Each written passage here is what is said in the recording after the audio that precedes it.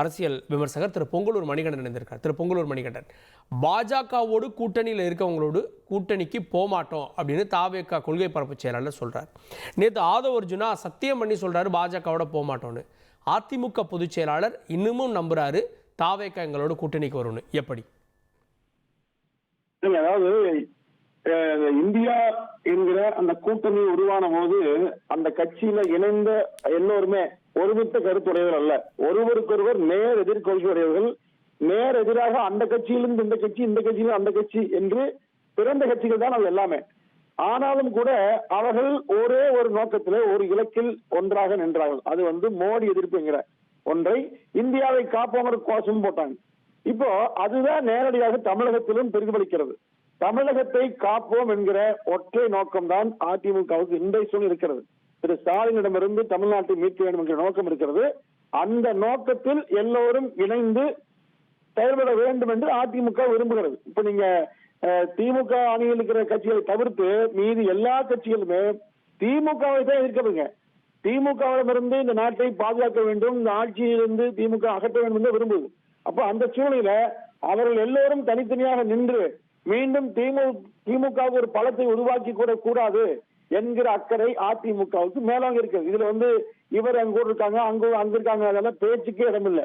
அப்படி பாத்தீங்கன்னா இந்தியா கூட்டணிங்கிற ஒன்று நிச்சயமே இருக்க முடியாது. இப்ப கூட ஆம் ஆத்மி விலகி போயிடுது.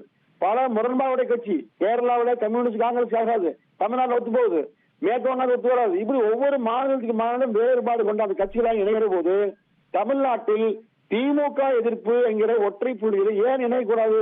இப்ப நீங்க யார் இணைந்தாலும் அதிமுகவோடு சேர்ந்து இணைய போறாங்க, வேற கட்சியோடு இல்ல. அதிமுகவோடு இணைந்து பேசிதான் தொகுதி பங்கு பெற போறாங்க. அப்போ கூட்டணிக்கு தலையாகக்கூடிய அதிமுக எல்லா கட்சிகளையும் ஒன்று சேர்த்து போட்டியிட வேண்டும் என்று விரும்புவதற்கு காரணம் என்று சொன்னா, முற்றிலுமாக 234 தொகுதியிலும் அந்த கட்சி தோற்கடிக்க வேண்டும் என்கிற பெரு நோக்கம் உண்டு. அந்த நோக்கத்திற்கு என்ன காரணம்? ஒரு 13 கட்சியை தன்னோடு வைத்துக் கொண்டு திமுக கடந்த 10 ஆண்டுகளாக வலிமையாக இருக்கிறோம், தொடர்ந்து வெற்றி வாகை சுடுவோம் என்கிற இருமா போட்டு இருக்கிறது. எனவே அவர்கள் கூட்டணியோடு சேர்ந்து அவர்களை தோற்கடிக்கிற ஒரு வல்லமை மிக்க ஒரு அணியாக அதிமுக தலைமையில் நிச்சயமாக அமைக்கப்படும், அமைப்பதற்கான சூழலை உருவாக்கி கொண்டிருக்கிறது.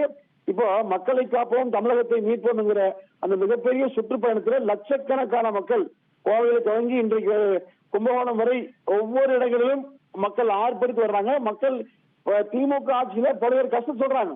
இப்போ இவ்வளவு மக்கள் வர்றாங்க, இவ்வளவு கஷ்டங்கள் சொல்றான்னு சொன்னா இந்த திமுக இந்த 5 ஆண்டுகள் நிறைவு செய்ய போகிற இந்த நேரத்தில் எல்லாவற்றையும் நிறைவேற்றி விட்டோம் என்று எப்படி சொல்ல முடியுங்க? அப்போ மக்களுடைய குறைகள் அப்படியே இருக்கிறது. கடந்த அதிமுக ஆட்சி நடைபெற்ற போது மக்களுக்கு கிடைத்த நன்மைகள் எல்லாம் திமுக ஆட்சியால் தடைபட்டு தொடர்ந்து பாதிக்கப்படுகிறோம் கூக்குரல் எழுகிறது. பெண்கள் கதறாங்க, மாணவர் சொல்றாங்க, நெசவாளர் பேசுறாங்க, விவசாயிகள் சொல்றாங்க. அப்போ எல்லோரையும் ஒன்றிணைக்கூடிய சக்தி மிக்க ஒரு தலைவராக எடப்பாடியார் விளங்குகிற போது அவர்களுடைய எண்ணம் எல்லோரையும் ஒன்றிணைப்பதுதான். எனவே அந்த நோக்கத்தில் எல்லோரும் வருவாங்க நம்பிக்கை அதிமுக உண்டுங்க. இல்ல வருவாங்களா, வர வைப்பாங்களா? இல்ல அதாவதுங்க, வர வைப்பான்னு சொல்லி யாரையும் மிரட்டி ஜனநாயகம் செய்ய முடியாது. அதாவது சூழ்நிலையை புரிந்து கொள்ள வேண்டும். அதாவது இப்ப நீங்க யாரோட கட்சியின் பேர் குறிப்பிட வேண்டும், அந்த ஒவ்வொரு கட்சியுமே தனித்தனியாக நின்று என்ன செய்ய வர முடியுங்க? குறிப்பிட்ட வாக்குகள் வாங்கலாம். ஒருவேளை அந்த வாக்குகளால் நடந்து விட்டால், ஒருவேளை வாய்ப்பே இல்லைங்க, ஒருவேளை நடந்து விட்டால் திமுக மீண்டும் சாதகமாகிவிட்டால் அவர்களை எதிர்த்து களமாடி அந்த கட்சிகள் மீண்டும் களத்தில் நிற்க முடியுமா? அதிமுக நிற்குங்க. அதாவது 11 சட்டமன்ற உறுப்பினர்கள், முன்னாள் எம்எல்ஏக்கள், முன்னாள் எம்பிக்கள், முன்னாள் அமைச்சர்கள், முன்னாள் உள்ளாட்சி கூட்டுறவு போன்ற பல முக்கிய பொறுப்பு வைத்து அவர்களால் அதிமுகவை தொடர்ந்து கொண்டு செல்ல முடியும். ஆனால் அவர்களை எதிர்த்து களமாடுகிற சின்ன கட்சிகள், புதிதாக அந்த கட்சிகள் நிச்சயமாக களத்தில் நிற்க முடியாது. எனவே திமுக மீண்டும் வந்துவிடக் கூடாது என்பதுதான் மிக சரியாக இருக்கும்.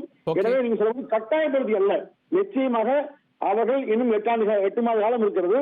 மிக சரியாக பரிசீலனை செய்து உரிய முடிவு எடுத்து திமுகவை தோற்கடிப்போம், அதுதான் இலக்கு என்று முடிவெடுத்து வருவார்கள் நம்பிக்கை அதிமுக மெட்ட உண்டு.